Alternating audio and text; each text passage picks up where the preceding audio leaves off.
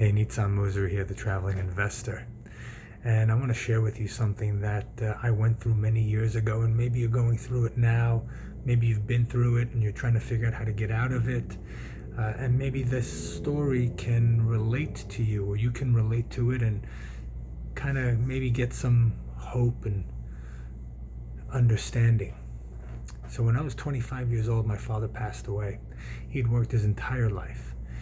He worked to help give his family all the wonderful things that we could ever have, a roof over our head, food, clothing, vacations. Really, he spent his entire life working and supporting us. And at the age of 25, when I was 25, he passed away. That kind of threw me for a loop. At that time I was running and chasing after material things, money, cars, clothing, apartments, status, all those things that today I realize unimportant. But back then when I was younger, that's what I was taught to believe that I needed. That's what I was taught to go after. That's what I was taught that was the most important thing in life. Now, yes, of course, money counts, right? We all need to eat and to pay our rent or mortgages and buy clothes and support our families and so forth and so on. However, if you make that your goal in life, if you make that the only thing that you're going after, you'll end up with a big hole in your heart, a big empty space like I did when my father passed away, because at that point, it hit me. What was life all about? Was life about just waking up in the morning, going to work, coming home at night, and just spending time away from family just so that I can make money? I was exchanging my time for money. And when he passed away, I went into a deep spiral, little depression, alcohol, things of that nature. And then at one point I decided to move to Israel. I was working for Lehman Brothers at the time. I had clothing stores with my brothers, real estate holdings. I closed up my shop, gave back my apartment, and I flew to Israel. I sat on the beach for about a year not knowing what to do. I had very little money, and I was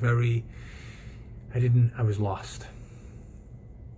And then I went traveling with a friend. I borrowed money for a ticket because I didn't have a lot. And I went to India, and I saw there people that had 100 times less than what I had, and they were happy. They had a light in their eye, and I didn't understand how that could be. And what I learned after traveling for so many years and seeing people in so many different places and so many different levels of wealth and poverty and whatnot, the truly happy people had one thing in common. They were grateful. They were grateful for where they were and what they have. And they didn't look around at others and compare. If they wanted to change their outcome, they would do that. They would go and they would work, they would find something. I met people that started with less than nothing and became very wealthy. And I also met people that had nothing, were born into nothing, and stayed there. But the point is that they weren't chasing after the money. They were chasing after an inner peace, something that they could hold on to, something that they knew that this was the true meaning of life. And what I'm trying to get at is, if you're out there and you're struggling with finances and you're struggling and you don't know what to do and you're looking for a change, appreciate where you are. Because if you're looking for a change and you're not happy, that's a sign. That's an awesome signal. That's telling you it's time for a change. Now, it doesn't have to be a huge change, and it doesn't have to be drastic in 1 minute or in 1 day or in 1 month or even in 1 year. These changes can take time. But once you find that gratitude inside, and you can then go out and find your passion, and you can work at your passion a little bit at a time. It doesn't have to mean that you need to quit your job or leave your family to go do what you're passionate about, but you can start small. As long as you have that destination, as long as you have that vision in your head of something that you want to achieve, something that you want to accomplish, it means the world. And the reason why money is not good is because you'll always want more money. There's never enough. If you make $1,000, you're going to want 10,000. And if you make 10,000, you're going to want 100,000. And if you make 100,000, you're going to want 1,000,000. The point is not to go after the money, but to go after a lifestyle, to go after a passion, a purpose, a meaning. Once you find meaning to your life, and we all have a meaning, we're all put on this earth for something great, for something greater than what we've accomplished and what we've achieved so far. We just have to find it. I'll talk in another video on how to find your passion and the meaning of life, of your life, because everybody's meaning is different. But I learned that finding your passion, finding your meaning, finding something that is greater than you. You know, when I started traveling and I realized that I wasn't the only one, I wasn't alone, I wasn't separated from anyone. I was part of this great thing called existence, this universe that was around us.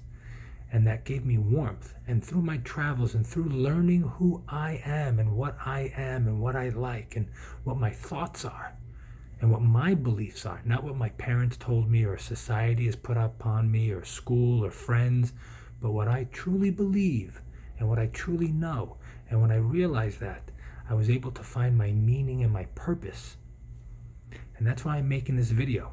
Because if I can help one person find a glimmer, find meaning, your passion, your desires, and you can go after it, and now you're happy and you've got a zest for life, it was all worth it. So go out there. Ask yourself, who am I? What do I want? What do I love? Start romanticizing your life. Start imagining, what could it be?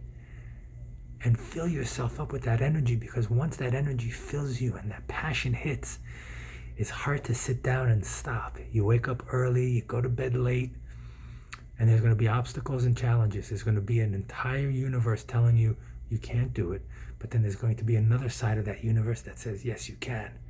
Question is, what side are you going to listen to? Always listen to the positive side. All right, my friends, I'm Nitzan Mosery. I hope this helps. I'll see you soon.